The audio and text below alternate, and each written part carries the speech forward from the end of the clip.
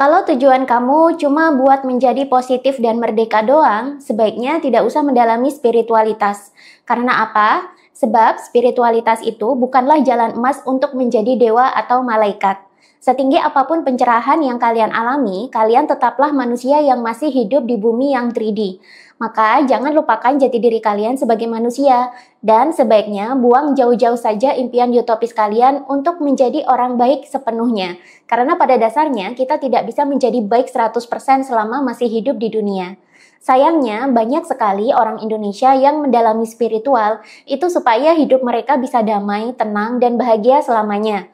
Padahal kenyataannya, selama masih hidup di dunia, setinggi apapun pencerahan yang manusia alami, manusia tetap akan merasakan sisi gelap dalam kehidupan. Bagaimana bisa? Sebelum bahas lebih lanjut, simak dulu informasi penting berikut ini. Ada yang mengeluh setelah kebangkitan spiritual terjadi, maka manusia akan mengalami kebangkitan lagi dan lagi, dan ini diawali dengan proses kejatuhan diri lagi dan lagi. Sebenarnya bisa saja ini adalah sindrom Kundalini. Ini adalah kondisi ketika energi Kundalini terhambat oleh energi negatif dalam diri yang akhirnya menekan ke segala arah atau bahkan malah turun ke bawah. Ini secara kehidupan membuat hidup manusia jadi jatuh lagi, jadi depresi lagi, sampai akhirnya manusia mengalami titik nol lagi. Konon, kita akan terus mengalami kejatuhan ketika masih ada energi negatif dan kemelekatan di dalam diri. Bagaimana caranya mencegah hal ini terjadi dan bagaimana cara mengobati sindrom Kundalini yang sudah terlanjur terjadi? Kita akan bahas selengkapnya di online kelas awal Mei ini dengan tema Sindrom Kundalini dan Kesehatan Mental. Kelas ini juga sudah dilengkapi dengan panduan meditasi dan hipnoterapi yang sudah disesuaikan untuk mengatasi atau mencegah sindrom Kundalini. Yang mau ikutan langsung saja daftarkan diri kalian melalui link yang ada di deskripsi video. Kelas ini terbatas dan belum tentu akan saya buka lagi dengan tema yang serupa. Makanya mumpung ada, langsung saja amankan pendaftaran kalian sekarang juga. Sampai jumpa di kelas!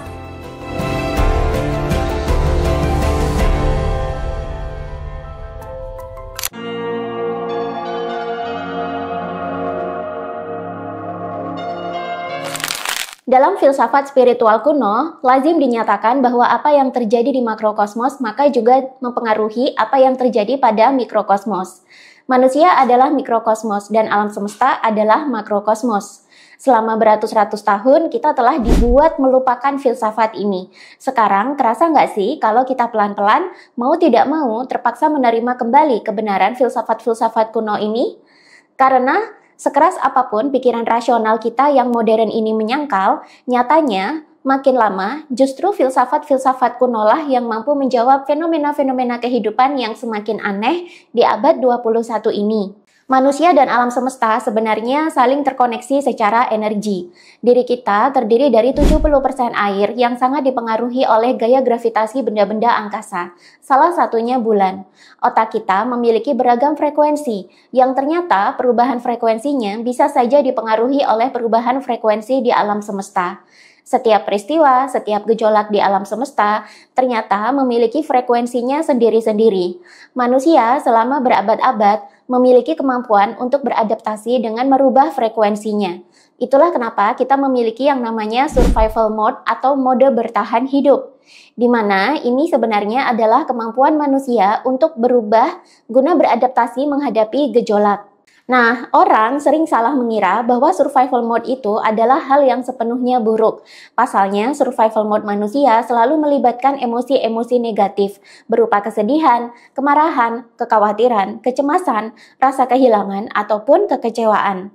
Banyak orang yang parno dengan sisi gelap manusia yang satu ini, dan akhirnya malah terobsesi untuk membuang jauh sepenuhnya survival mode mereka dengan cara keluar dari kondisi mode bertahan hidup secepat mungkin. Tanpa disadari, ini justru membawa manusia kepada bentuk kemelekatan baru, yakni kemelekatan akan hidup yang bebas, merdeka, dan tenang, serta kemelekatan akan hal-hal yang positif-positif melulu.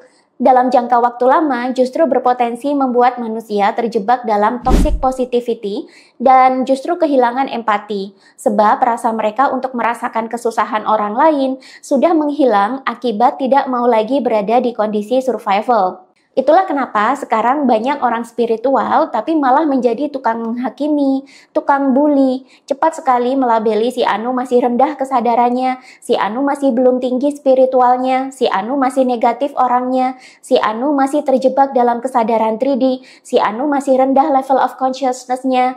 Alih-alih malah berempati dan memberi rasa pengertian kepada orang lain yang masih berproses.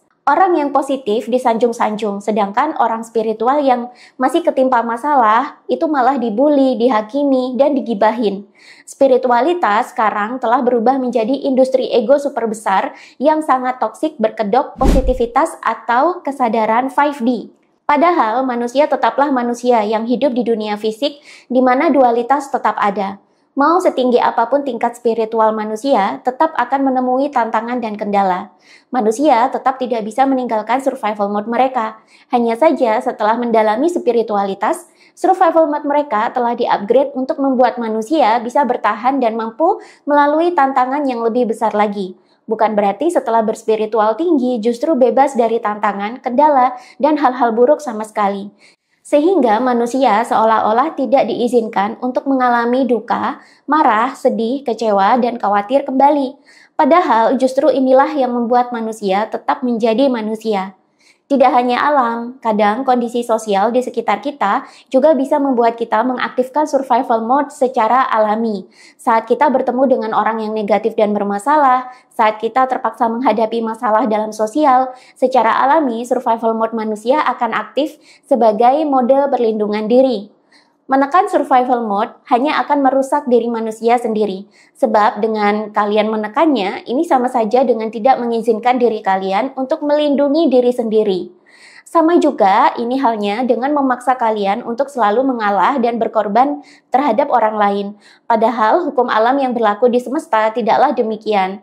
Kalau kalian terus-menerus menekan survival mode kalian, ini malah justru akan merusak diri kalian sendiri.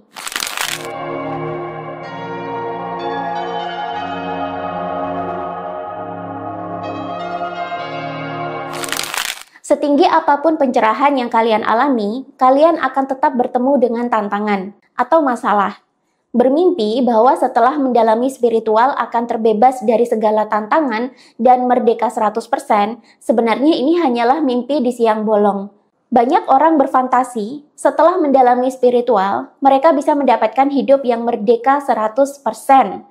Merdeka di sini adalah mereka tidak lagi mengalami masalah, tidak lagi bertemu tantangan, tidak lagi mengalami kesedihan, kekurangan, kehilangan, kekecewaan, dan tidak lagi mengalami emosi-emosi negatif lainnya yang menandakan survival mode. Inilah juga yang akhirnya membuat manusia secara bawah sadar akhirnya berburu untuk berguru kepada guru spiritual, influencer, coach, atau mentor spiritual. Dengan tanpa sadar, mereka meletakkan standar dan fantasi mereka sendiri kepada orang-orang tersebut. Nah, ketika yang diajarkan itu tidak sesuai dengan impian atau standar mereka, mereka cenderung kaget, marah, menghakimi, membuli, dan melabeli. Yang parah lagi, malah ada yang gibah di belakang. Ini lucu banget sih sebenarnya, karena banyak orang mendalami spiritual itu kepengen untuk menjadi lebih baik, tapi kenyataannya mereka malah menjadi tukang gibah kalau ada seseorang atau seorang spiritualis atau guru spiritual yang ternyata masih bisa menunjukkan emosi-emosi negatif mereka. Mereka berharap guru spiritual, mentor, coach, atau influencer spiritual itu benar-benar menjadi seperti dewa atau malaikat, di mana mereka ini sudah tidak ada hubungannya sama sekali dengan duniawi dan sudah tidak punya emosi-emosi negatif lagi sama sekali. Hal ini tidak membuat orang lain itu bisa bebas menjadi manusia. Dan sebenarnya ini adalah tanda ketidakdewasaan emosi dari masyarakat Indonesia. Ini juga adalah tanda bahwa manusia Indonesia masih belum mandiri secara psikologi dan spiritual.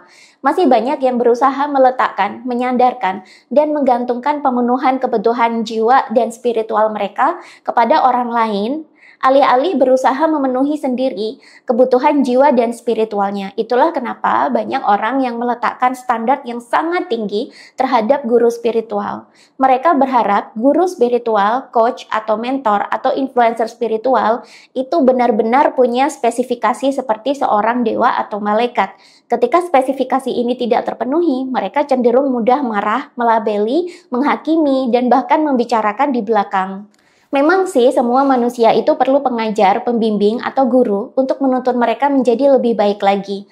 Tapi ingat juga, setinggi apapun ekspektasi manusia terhadap pembimbing mereka tetaplah manusia yang punya sisi gelap dan sisi terang. Kalau kalian belajar, saran saya ambil saja pelajarannya kalau itu cocok. Kalaupun tidak cocok ya tidak usah. Tidak usah memaksakan guru spiritual tersebut harus sesuai dengan standar ego kalian. Karena memaksa orang lain memenuhi standar diri kalian sendiri sebenarnya itu adalah bentuk ego yang belum terproses. Katanya belajar spiritual untuk menaklukkan ego, tapi kenapa di sini kok malah menuruti ego secara brutal? Lagi pula, semakin tinggi pencerahan yang kalian dapat, suatu saat manusia juga bakalan menyadari. Ternyata semakin tercerahkan, itu bukan berarti terbebas merdeka 100% dari sisi gelapnya dunia. Ketika manusia mengalami pembebasan dari neraka dunia setelah menjalani serangkaian meditasi, olah kebatinan, olah nafas, workshop, dan seminar spiritual, itu sebenarnya baru tahap-tahap awal dari manusia melihat wajah semesta yang sesungguhnya. Di balik kebebasan yang manusia alami di tahap awal, suatu ketika akan muncul tahapan ketika akhirnya manusia melihat bahwa setinggi apapun level spiritualnya, manusia tetap bisa melihat gelap dan terang. Hanya saja sekarang melihatnya di tingkatan dan cakupan yang berbeda dibandingkan dengan sebelumnya. Ini bukan berarti spiritualitas kalian salah. Justru kesadaran kalian meluas ketika kalian bisa memproses sisi gelap dari tahapan kehidupan yang lebih tinggi lagi. Itu artinya kalian akan ketemu tantangan lagi, ketemu masalah lagi. Hanya saja cara kalian mengatasinya menjadi berbeda dibandingkan dengan sebelumnya. Ibarat anak kecil yang sedang belajar matematika, ketika di kelas 1 SD, mereka menangis dan kesakitan saat belajar menghafal perkalian, pembagian, penambahan, dan pengurangan. Tapi di kelas 1 SMP, mereka sudah menyelesaikan persamaan rumus-rumus fisika yang jauh lebih rumit daripada matematika anak SD. Apakah di kelas 1 SMP, anak-anak ini tidak mengalami pain atau kesakitan lagi? Tentu saja mengalami. Menyelesaikan persamaan fisika itu sakit. Hanya saja, kesakitan atau pain yang dialami sekarang berbeda karena yang diselesaikan juga hal yang lebih kompleks. Otak mereka sudah berkembang dan mereka sendiri telah bebas dan merdeka dari penambahan, pengurangan, perkalian, dan pembagian, di mana mereka itu sudah jauh melampaui matematika kelas 1 SD. Makanya sekarang mereka bisa berhadapan menyelesaikan rumus fisika kelas 1 SMP. Battle-nya sudah berbeda. Perjalanan spiritual juga seperti itu. Kalau dulu kalian mengalami dark night of the soul, kalian bangkrut dan ketipu 50 juta rupiah saja sudah stres dan berpikiran untuk menghilangkan nyawa diri sendiri, setelah tercerahkan, uang 50 juta rupiah itu menjadi hal yang kecil dan mudah dicari. Sebab kalian telah melampaui tahapan itu, alias sudah bebas merdeka dari sisi yang itu.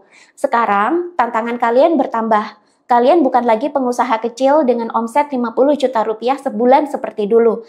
Kalian sudah punya grup bisnis besar dengan total omset miliaran rupiah per bulan. Tentu kalian akan merasakan rasa sakit lagi, tapi rasa sakit yang ini berbeda dibandingkan dengan saat menghandle uang 50 juta rupiah dulu. Kalian mulai bisa menghadapi yang lebih besar lagi. Jika kalian mampu melampaui rasa sakit saat menangani uang miliaran, maka kehidupan kalian juga meningkat.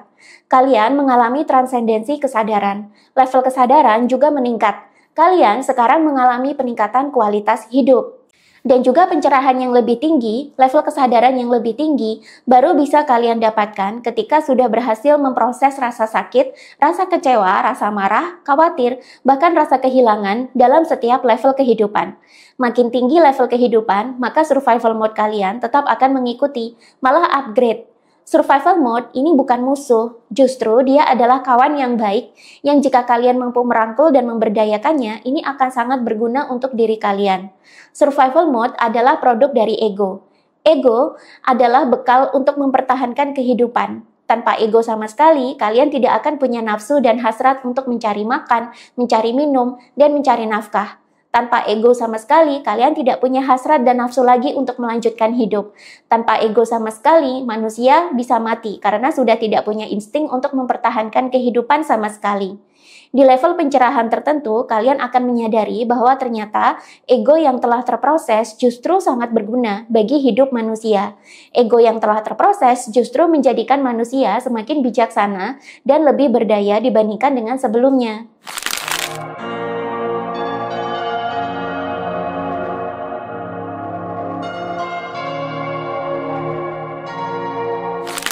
Banyak orang yang menduga bahwa dengan mendalami spiritualitas, mereka bisa mendapatkan kehidupan yang hanya berisi kesenangan dan kedamaian saja. Sampai-sampai mereka tidak sadar bahwa mereka telah terseret dalam kemelekatan akan kesenangan dan kedamaian tersebut. Surga duniawi memang bisa saja dialami manusia saat masih tinggal di bumi, tapi ini bukan berarti dengan berusaha meninggalkan sisi gelap dalam diri sama sekali, bahkan merepresinya, berharap ini akan hilang selamanya sehingga bisa merasakan kedamaian dan kesenangan terus-menerus juga. Sudah saya bilang, kedamaian dan kesenangan itu hanyalah tahap awal kalian terbangkitkan. Selanjutnya masih ada yang lain yang biasanya akan meminta untuk diproses, yakni pemahaman kita akan dunia, apakah kita bisa merangkul dan bekerja sama dengan sisi gelap dalam diri atau tidak. Semakin tercerahkan bukan berarti hidup pasti jaminan semakin mudah dan damai. Justru semakin tercerahkan, kesadaran kalian itu meningkat. Kalian sekarang justru semakin peka akan apapun aspek yang ada di kehidupan, baik gelap maupun terang. Berusaha merepresi sisi gelap hanya akan membuat sisi gelap itu menguasai diri kalian sendiri di suatu hari.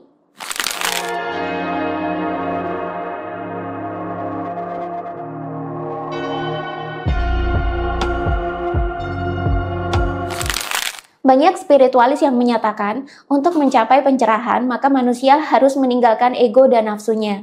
Manusia yang sudah tinggi level spiritualitasnya dianggap sudah tidak punya ego lagi.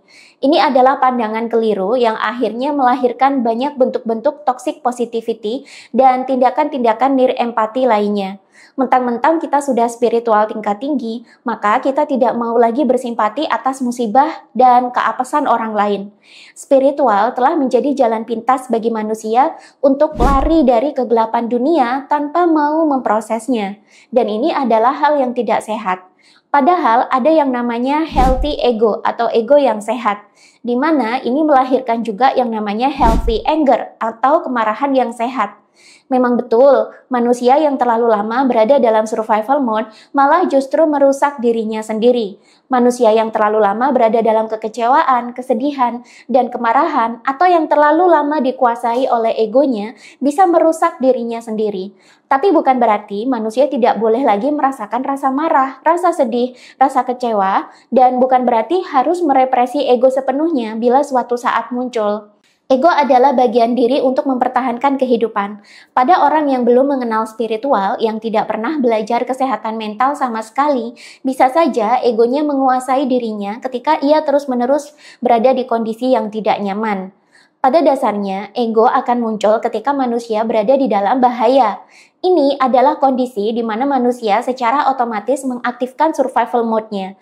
Dan secara otomatis, emosi-emosi negatif seperti kemarahan, ketegangan, kecemasan, kesedihan, kekhawatiran, atau ketakutan ikutan muncul sebagai respon manusia untuk melindungi dirinya sendiri. Ego inilah yang memberikan sinyal kepada tubuh untuk mengaktifkan sistem pertahanan hidup. Karena pada dasarnya, ego itu selalu ingin dilindungi, diutamakan, dan diberi kenyamanan.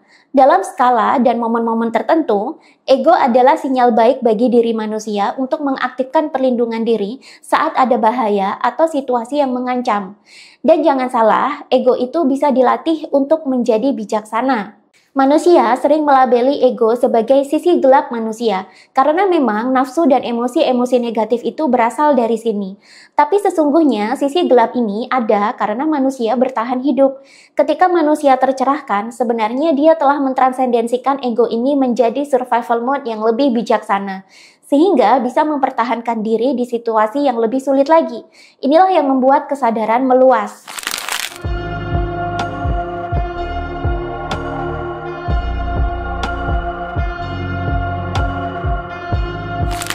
Sebelum kebangkitan spiritual, mungkin manusia bisa depresi karena kehilangan harta puluhan juta. Ini lantas membuat mereka mengalami dark night of the soul. Ini adalah momen ketika manusia mengalami kejatuhan hidup yang sangat dalam. Masalah datang bertubi-tubi, dan manusia mulai terpisah dengan orang-orang yang disayangi. Di fase ini, ego mulai menguasai diri dan memakan kesehatan manusia. Manusia juga berada dalam survival mode gila-gilaan. Kesadaran manusia turun, kepekaan mereka akan kehidupan, diri sendiri, dan dunia sekitar, bahkan bisa hilang. Level kesadaran manusia jatuh ke titik paling rendah. Semakin manusia melawan survival mode dalam dirinya, maka semakin rendah level kesadarannya. Di saat ini, seluruh aktivitas tubuh untuk perkembangan diri dihentikan. Hormon stres dilepaskan untuk persiapan fight or fly. Kesehatan manusia menurun, kecerdasan berpikir juga menurun. Semangat hidup juga ikutan menurun. Kalau diteruskan, penyakit-penyakit bisa bermunculan. Di saat manusia berhenti untuk melawan dirinya sendiri, berhenti untuk melawan egonya, berhenti untuk melawan pikiran-pikiran dan perasaan negatifnya, di saat itulah manusia mengalami titik nol atau suwung. Inilah momen di mana manusia berhenti melawan keadaan, serta berhenti untuk berpikir dan merasa. Ego mulai kehilangan energinya dan mulai diam di titik terdalam di dalam diri. Setelah mengalami titik nol, secara alami otak manusia akan mengalami trans atau transendensi. Ini adalah momen di mana otak manusia mengalami peningkatan level kesadaran, mengalami proses peningkatan kesadaran berpikir menjadi jauh lebih tinggi dibandingkan dengan sebelumnya. Hormon stres yang semula banyak diproduksi oleh tubuh, sekarang mulai berhenti diproduksi dan sudah tidak lagi menguasai diri manusia. Di momen ini, manusia mendadak mulai bisa merenungkan kehidupannya. Secara alami, pikiran bawah sadar manusia mulai memunculkan pemikiran-pemikiran yang bijaksana. Secara alami, manusia juga bisa mengambil hikmah dari peristiwa-peristiwa buruk yang ada. Secara alami pula, hormon-hormon kebahagiaan meningkat. Ini membuat manusia secara alami mulai bisa mengalami kedamaian, kebahagiaan, ketenangan, dan rasa syukur serta ikhlas yang begitu mendalam. Di momen seperti ini, sistem imun tubuh menguat, sehingga penyakit-penyakit dalam diri pun cepat sembuh dengan cara yang sangat ajaib. Saat manusia mengalami ledakan hormon kebahagiaan, otak manusia pun semakin cerdas dan semakin pintar mengambil hikmah. Ia mulai memaknai peristiwa-peristiwa buruk yang terjadi sebelumnya dengan cara berbeda dan lebih bijaksana. Di momen ini, ia merasakan seolah-olah dirinya itu bebas merdeka dari penderitaan. Karena semua kesedihan, kemarahan, dan ketakutannya sudah hilang. Survival mode sementara waktu berakhir. Karena survival mode sudah off dan manusia sudah mengalami transendensi, maka kesadaran manusia meningkat dengan tajam. Manusia kini menjadi lebih peka lagi dengan dirinya sendiri, dengan sekitar, dan dengan kehidupan. Panca inderanya semakin tajam, batinnya juga semakin tajam dan semakin peka akan energi yang ada di sekitarnya. Kapasitas berpikir manusia juga meningkat. Otak manusia modern atau neokorteks bekerja dengan semakin aktif dan mendatangkan kemampuan-kemampuan serta keterampilan baru dalam diri manusia. Inilah yang membuat level kehidupan manusia akhirnya bertambah. Secara alami, kalian memaafkan kejadian buruk di masa lalu. Secara alami, kalian mulai terbuka dengan peluang-peluang hidup yang baru. Secara alami, hidup kalian membaik. Finansial membaik, karir membaik, hubungan antar manusia juga membaik. Dan ini membuat manusia mulai membesarkan kapasitas kerjanya. Manusia mulai bosan dengan hidup yang kecil seperti dulu. Manusia sekarang mulai merambah ke level kehidupan yang lebih besar dan lebih luas lagi. Jika dulu sebelum kebangkitan spiritual manusia masih terkurung dalam mindset kekurangan, sekarang mulai terbuka pemikirannya kepada mindset keberlimpahan. Manusia mulai mendapatkan akses terhadap peluang kerja atau peluang-peluang bisnis yang lebih baik lagi. Tapi otomatis ini membuka diri juga kepada tantangan yang lebih berat lagi. Disinilah spiritualitas kita diuji apakah ego itu sudah bijaksana atau belum. Semakin besar kapasitas kesadaran, maka semakin besar dan semakin luas juga kehidupan yang manusia jangkau. Kalau dulu kalian cuma bisa ngurusin selevel RT atau RW, setelah kebangkitan spiritual terjadi, kalian mulai ngurusin level kabupaten. Bukan berarti setelah ngurusin level kabupaten hidup bakalan terjamin bahagia terus. Hidup itu yin dan yang, dimanapun level hidup kalian, maka akan tetap ada gelap dan terang.